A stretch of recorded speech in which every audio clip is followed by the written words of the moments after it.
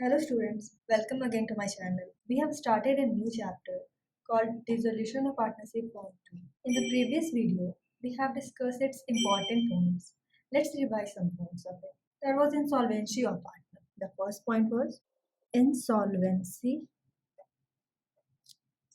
of partners. Insolvency of partners का क्या मतलब था? जहां एक पार्टनर कैपेबल नहीं होते हैं पे करने के लिए अपने डेट्स को। इंसॉल्वेंसी में पार्टनर होता है वो क्या होता है? इनकैपेबल होता है, इनकैपेबल टू पे इट्स डेट्स। और इसका जो कैपिटल बैलेंस होता है वो क्या होता है? डेबिट बैलेंस होता है। इंसॉल्वेंसी ऑफ पार्टनर में क्या होता है कि एक पर्सन इनकैपेबल होता है पे करने के लिए अपने डेट्स को, और उसका कैपिटल बैलेंस क्या होता है? कैपिटल डेबिट बैलेंस उसका होता है। दैट मीन्स कि उसके जो लायबिलिटीज होते हैं वो ज़्यादा होते हैं उसके किससे? एसेट से। इंसॉल्वेंट पार्टनर का जो ये कैपिटल डिफिशियंसी है, capital deficiency of insolvent partner, capital deficiency जो इंसॉल्वेंट पार्टनर का होता है उसे कौन बियर करते हैं? सॉल्वेंट पार्टनर को बियर करना पड़ता है। ये जो सॉल्वेंट पार्टनर होता है वो इंसॉल्वेंट पार्टनर की कैपिटल डिफिशियंसी को क्या करते हैं? बियर करते हैं।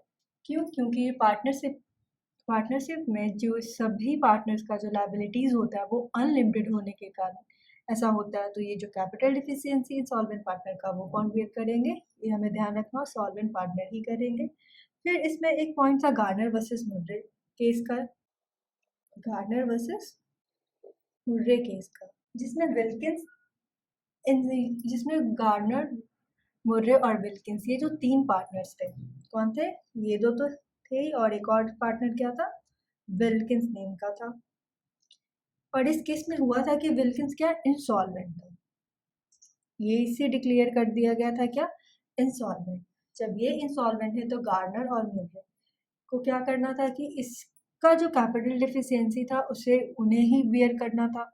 तो इस केस में ये हुआ था कि ये जो मुर्रे है, मुर्रे को क्या करना पड़ा था? मैक्सिमम लॉस बियर करना पड़ा था। इसे क्या? मैक्सिमम लॉस बियर करना पड़ा। और वही जो गार्नर थे उसे और क्या? रिसीव करना था अमाउंट। क्यों? क्योंकि इनका जो कैपिटल था वो अनइक्वल था। गार्नर ने क्या बिजनेस में ज़्यादा पैसा लगाया था और मुर्रे ने क्या कम लगाया था। उसका अमाउंट कुछ था लाइक इसने 2500 लगाया था कैपिटल का और इसने 340। और उसके जो रियलाइजेशन लॉस थे उस वक्त उनका लॉस कितना था? 635 था, मान लेते हैं यहाँ पे 635 था। और जो विल्किंस का ओवरड्रॉन जो इसका डेबिट बैलेंस कितना था? 263 था। तो यहाँ पे क्या टोटल 898 जो टोटल लॉस बनता था उसे बियर करना था किन्हें? गार्नर को और मुर्रे को। लेकिन ये करते हुए मुर्रे को मैक्सिमम लॉस हुआ। कितना का यहाँ पे लॉस हुआ उसे? 135 का।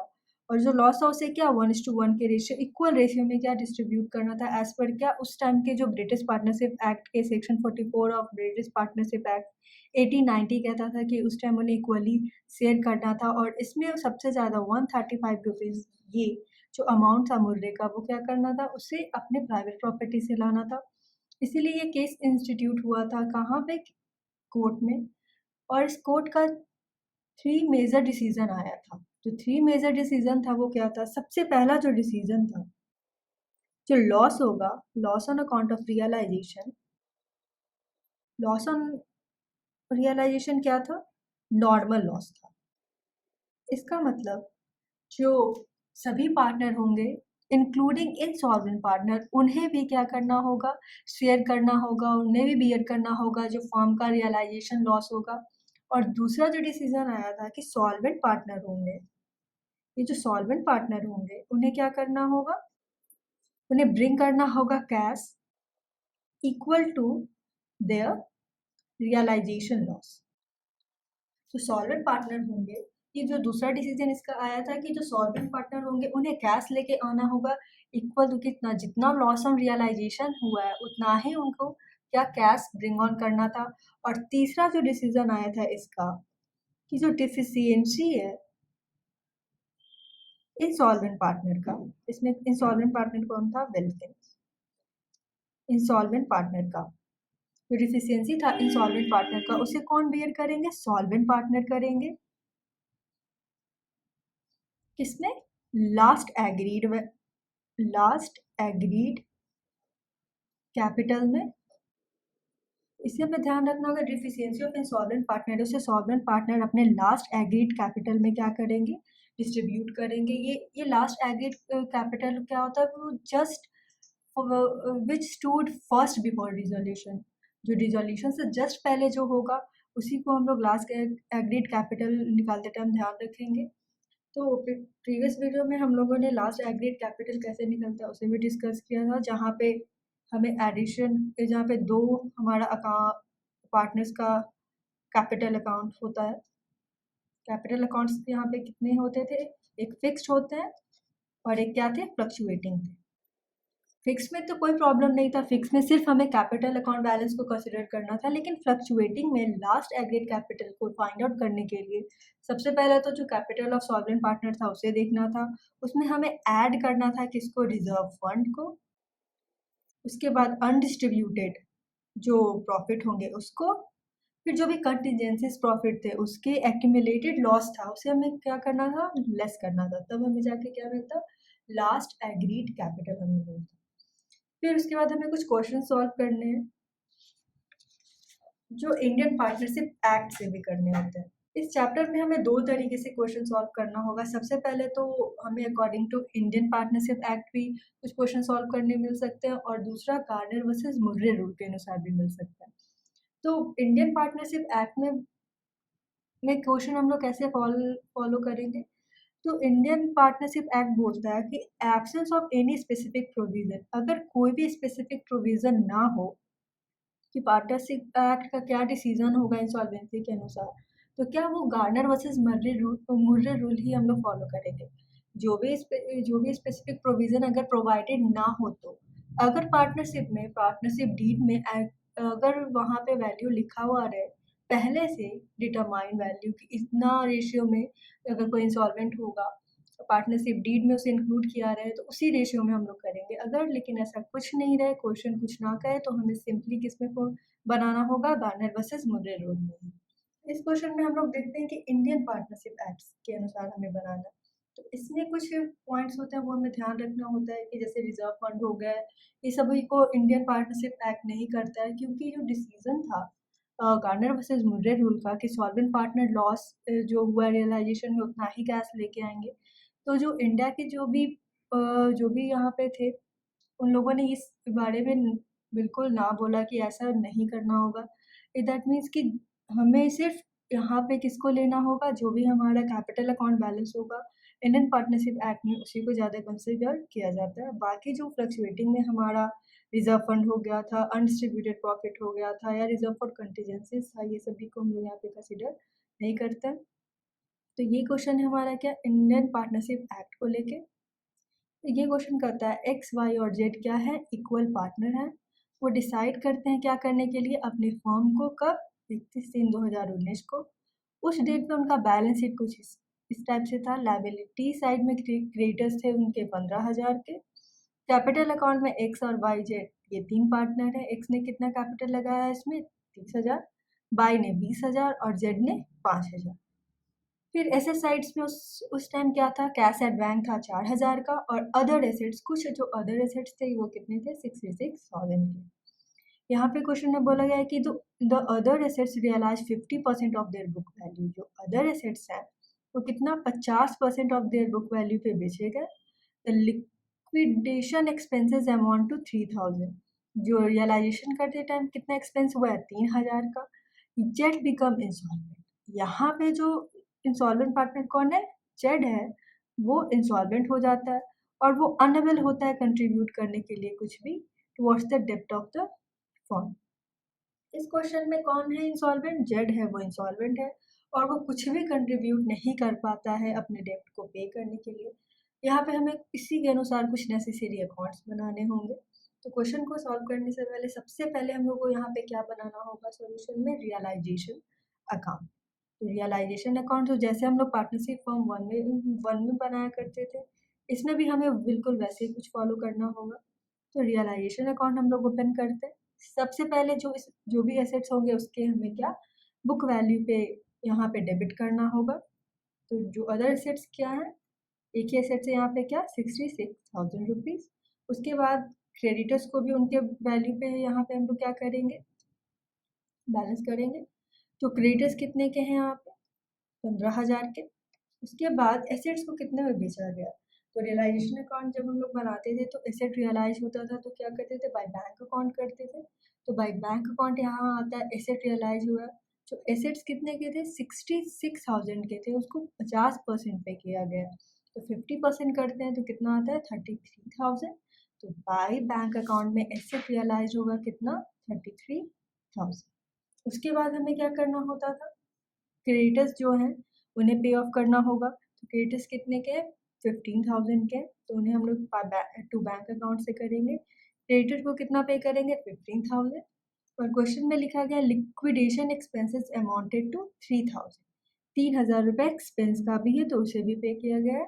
तो बैंक अकाउंट से हम लोग करेंगे कितना 3,000। तो टोटल 18,000 रुपीज़ को टू बैंक अकाउंट से यहाँ पे किया गया। उसके बाद हम लोग देखते हैं कि हमें लॉस होता है यहाँ है या यहाँ पे प्रॉफिट होता है। तो यहाँ लॉस ऑन रियलाइजेशन है, हमारा क्या होता है, हमारा जो क्रेडिट साइड है वो कम है और डेबिट साइड है वो ज़्यादा है, इसीलिए यहाँ पे क्या होता है वही लॉस ऑन रियलाइजेशन होता है। लॉस ऑन रियलाइजेशन है उसे हम लोग क्या करेंगे इक्वली ही डिस्ट्रीब्यूट करेंगे। जेड यहाँ पे इंसॉल्वेंट है लेकिन एज पर द रूल बोला गया कि लॉस को तीनों इक्वली बियर करेंगे। क्यों, क्योंकि ये नॉर्मल लॉस है और इसे सारे पार्टनर्स को बियर करना पड़ेगा, चाहे वो सॉल्वेंट हो चाहे वो इंसॉल्वेंट हो। तो यहाँ जेड को भी ये बियर करना होगा और यहाँ पे इक्वली से हम लोग डिस्ट्रीब्यूट करेंगे। क्वेश्चन में अगर कुछ यहाँ पे लिखा गया है कि आर इक्वल पार्टनर्स है, सो ऐसा कोई यहाँ पे रेशियो नहीं दिया गया है, इसीलिए हम लोग इक्वली डिस्ट्रीब्यूट कर देते हैं। तो एक्स को अगर 36,000 84,000 में से अगर हम लोग माइनस करें 15,000 और 33,000 तो हमें रिसीव होता है 36,000 रुपीज़। और ये जो 36 है इसे तीनों हम लोग डिस्ट्रीब्यूट करेंगे। तो 12,000 एक्स को जाएगा, बाई को 12,000 और जेड को कितना 12,000। 36,000 ये तीनों लॉस करते हैं क्या डिस्ट्रीब्यूट। फिर यहाँ पे हमारा टोटल बैलेंस कितना बनता है 84,000 का और 84,000 का। ये था हमारा रियलाइजेशन अकाउंट जो बिल्कुल हम लोग जैसे पहले बनाया करते थे वो इसमें भी इंडियन पार्टनरशिप एक्ट में भी वैसे ही हमें बनाना होगा। उसके बाद क्या बनता है पार्टनर का कैपिटल अकाउंटिंग। तो यहाँ पे हम लोग बनाते हैं पार्टनर्स का कैपिटल अकाउंट। तो बैलेंस शीट में कैपिटल अकाउंट में X Y Z by balance B D यहाँ पे करते हैं क्या 30,000 एक्स लेके आया था, बाई कितना 20,000 और जेड यहाँ पे कितना लेके आया 5,000 रुपया लेके आया है। ये था ये जो सिंपल ट्रीटमेंट है। अभी तक इंसॉल्वेंसी का यहाँ पे अभी कोई ट्रीटमेंट नहीं आया, हम लोग उसको देखेंगे कैसे होगा आगे। फिर उसके बाद था रियलाइजेशन लॉस, उसे भी तीनों पार्टनर इक्वली बियर करेंगे। तो यहाँ डेबिट हम लोग कर देंगे पार्टनर्स के कैपिटल अकाउंट में क्या टू रियलाइजेशन अकाउंट 12,000 एक्स को, बाई को 12,000 एंड जेड को क्या 12,000। उसके बाद अब यहाँ पे बोला गया था कि जेड है वो डिफिशियंसी, जेड है वो इंसॉल्वेंट होता है, इसका मतलब उसका कैपिटल क्या होता है डिफिशियंसी। जो कैपिटल डिफिशियंसी उसे किसे बियर करना होगा अब यहाँ पे एक्स और वाई को।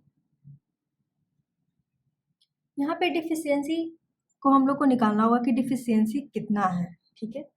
तो जेड इंसॉल्वेंट है, उसका सबसे पहले तो 12,000 क्या है लॉस है, 12,000 रियलाइजेशन लॉस है और वो इंसॉल्वेंट है और वो कुछ पे नहीं कर पाएगा। तो हमें जेड से कितना पैसा चाहिए 12,000 रुपया चाहिए, लेकिन वो इनकैपेबल है, वो कैसे पे करेगा। तो हम लोग देख सकते हैं कि यहाँ पे कैपिटल अकाउंट में उसके पास 5,000 रुपये है। तो ये 5,000 रुपये हम अगर उससे ले लें तो उससे हमें कितना रिक्वायरमेंट बनता है और लेने का 7,000 रुपीज़ का। ये जो 12,000 है उसमें से हम लोग 12,000 यहाँ पे क्या है रियलाइजेशन लॉस है, लेकिन 5,000 रुपये अगर हम लोग उससे क्या करते हैं कैपिटल से उसे हमें मिल रहा है, 12,000 का तो लॉस है, वो इंसॉल्वेंट है वो कुछ नहीं दे पाएगा, लेकिन उसके कैपिटल अकाउंट में क्या बनता है 5,000 रुपये।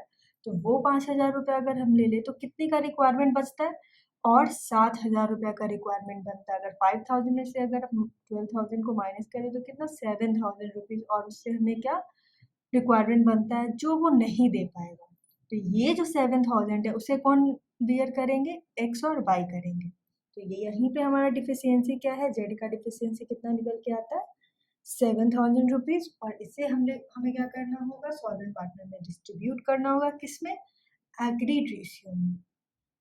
तो एग्रीड रेशियो क्या होता है, just be prior to the resolution, जो रिजोल्यूशन से पहले जो उनका होगा वो इसी रेशियो में हम लोग करेंगे। तो कैपिटल बैलेंस पार्टनरशिप में भी देखा जाता है, जहाँ पे एक्स का कितना है 30,000 है, वाई का कितना है 20,000 है।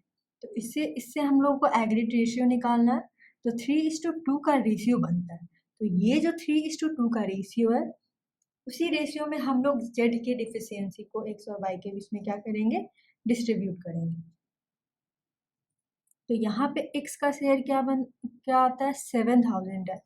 तो 3:2 में 3/5 x का शेयर कितना बनता है 4,200 रुपीज़ ये जेड की डिफिशियंसी को पे करने के लिए और देगा। और y का शेयर क्या बनता है 7,000 इंटू 2/5 कितना 2,800। अब ये 2,800 y को क्या करना होगा, पे करना होगा, किसके लिए, जेड के डिफिशियंसी के लिए। तो इन्हें और करना क्या है, पे करना है। तो हमारे पास आ जाएगा क्या, बाय जेड्स कैपिटल अकाउंट 4,200 कौन जेड को दे रहा है, एक्स दे रहा है पे करने के लिए। और बाई वाई कैपिटल अकाउंट यहाँ पे हम लोग करेंगे क्या 2,800, क्यों, क्योंकि यहाँ पे करना पड़ रहा है किसे, वाई को, एक्स और वाई को, किसके लिए, जेड के लिए। बाकी उन्हें और कितना अमाउंट लाना है 4,200 2,200 और उनके अकाउंट से जाएगा। तो इसीलिए हम लोग यहाँ पे डेबिट करेंगे क्या, टू जेड्स डिफिशियंसी अकाउंट या कैपिटल अकाउंट में, यहाँ पे आप लिख सकते हैं कैपिटल अकाउंट, जेड्स के कैपिटल अकाउंट में जाएगा कितना, एक्स ने कितना और देना है 4,200 और बाई 2,000 रुपीज़। उसे और क्या करना है, अपने अकाउंट से उसे पे करना है डिफिशियंसी को बियर करने के लिए। और यहाँ पे और कुछ भी एडजस्टमेंट नहीं है। तो हम लोग बैलेंस कर लेंगे कि सभी पार्टनर्स को कितना अमाउंट ब्रॉट इन करना है और फर्म को क्या पे करना है। तो यहाँ पे 30,000 है, 30,000 में से अगर माइनस करें 12,000 4,200 तो हमारा टू बैंक अकाउंट के बैलेंसिंग फिगर बनता है। मीन्स इतना अमाउंट फर्म को और पे करना होगा, किसे, एक्स को 13,800 रुपये। वाई का यहाँ पे क्या है 20,000, 20,000 में से अगर माइनस करें 12,000 और 28 से तो हमें कितना बनता है 5,200 रुपीज़ का बैलेंसिंग फिगर। इसे और क्या करना है, फर्म को पे करना है, किसे, वाई को। जेड का यहाँ पे क्या है, तो जेड है यहाँ पे 5,000, 4,200 एंड 2,800, ये इंस्टॉलमेंट था। और 4,200 और 2,800 रुपीज़ एक्स और वाई के अकाउंट से आया है इसके डिफिशियंसी को बियर करवाने के लिए। तो ये हमारा क्या आ जाएगा 12,000। इस साइड में देखते हैं तो क्या है 12,000 रुपीज़ और तो कुछ है नहीं। तो ये हमारा बैलेंस बनता है क्या, पार्टनर्स कैपिटल अकाउंट यहाँ पे हम लोग क्लोज करते हैं और जो भी बैलेंस है उसे कहाँ हमें ट्रांसफ़र करना है, बैंक अकाउंट में। तो इस क्वेश्चन में हम लोग देख सकते हैं कि पार्टनर्स जब इंडियन पार्टनरशिप होता है तो जो सॉल्वेंट पार्टनर को ब्रिंग करना होता था cash, Garner versus Murray rule के अनुसार कि जो भी लॉस ऑन रियलाइजेशन होगा उतना ही कैश उनको लाना होगा। तो पार्टनरशिप में ऐसा बिल्कुल कंसिडर नहीं किया जाता है, क्योंकि यहाँ के कुछ जो भी जो भी लॉस थे या जो भी थे वो ये नहीं कहते हैं कि ऐसा करना होगा। इसीलिए हम लोगों को ये कंसिडर नहीं करना है। सॉल्वेंट पार्टनर को जो कैश ब्रिंग करना था लॉस रियलाइजेशन को, उसमें यहाँ पे बिल्कुल नहीं किया गया। सिर्फ जो सिंपली जो कैपिटल बैलेंस पे एग्रीड वैल्यू निकाल के और उनके डिफिशियंसी को इंसॉल्वेंट पार्टनर की डिफिशियंसी को डिस्ट्रीब्यूट कर लिया गया।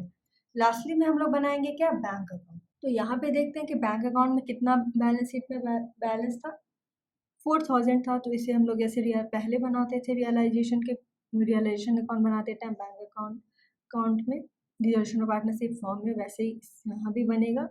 टू बैलेंस BD आ जाएगा हमारे पास क्या 4,000 रुपीज़।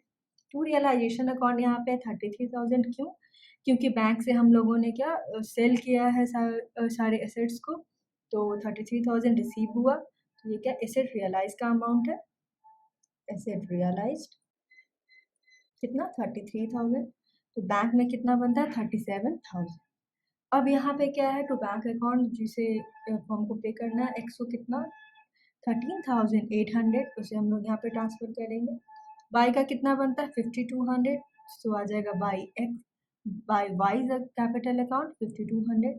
यहाँ पे बाई रियलाइजेशन अकाउंट जो क्रेडिटर है उसे भी हमें पहले पे ऑफ करना होगा।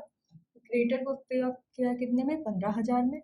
फिर यहाँ पे आता है हमारा बाइक रियलाइजेशन अकाउंट, ये एक्सपेंस का अमाउंट है कितना, 3000 रुपीज़। टोटल अगर हम प्लस करें 33,000 प्लस 4,000 तो हमारे पास आएगा यहाँ पे 37,000। एक्स का है 13,800 प्लस 5,200 प्लस 15,000 प्लस 3,000 तो हमारे पास बनता है यहाँ पे कितना, 37,000 का बैलेंस। ये था हमारा बैंक अकाउंट। तो इस क्वेश्चन में हम लोग देख सकते हैं कि realization account, partners capital account और बैंक अकाउंट बना, जिसमें पार्टनर्स के कैपिटल अकाउंट में जो भी इंसॉल्वेंट पार्टनर था जेड का, उसे किसे डिस्ट्रीब्यूट करना पड़ा, बाकी जो 2x बाई जो इंसॉल्वेंट पार्टनर है उन्हें। एग्रीड रेशियो हम लोग निकालेंगे उसकी कैपिटल जो बैलेंस होगा उससे। यहाँ पे उसका डिफिशियंसी बनता था कितना, 7,000 का। क्यों? क्योंकि उसका लॉस तो 12,000 है, लेकिन हाँ उसके 5,000 रुपया उसका कैपिटल अकाउंट से अगर वो हम ले लेते हैं तो सिर्फ डिफिशियंसी कितना का बनता है उसका, 7,000 का। जिससे किसे बियर करना था, सॉल्वेंट पार्टनर्स को। किस रेशियो में, 3:5 के रेशियो में। फिर उसके बाद हमें लास्टली क्या बनता है, बैंक अकाउंट। तो ये क्वेश्चन एज पर क्या था, इंडियन पार्टनरशिप एक्ट पे था। ये किस पे था, इंडियन पार्टनरशिप एक्ट पे था। और आगे भी हम लोग क्वेश्चन में डिस्कस कर सकते हैं इंडियन पार्टनरशिप एक्ट पे या तो गार्नर वर्सेस मुर्रे रूल पे। So thank you for watching the video. Please like share and subscribe the channel also.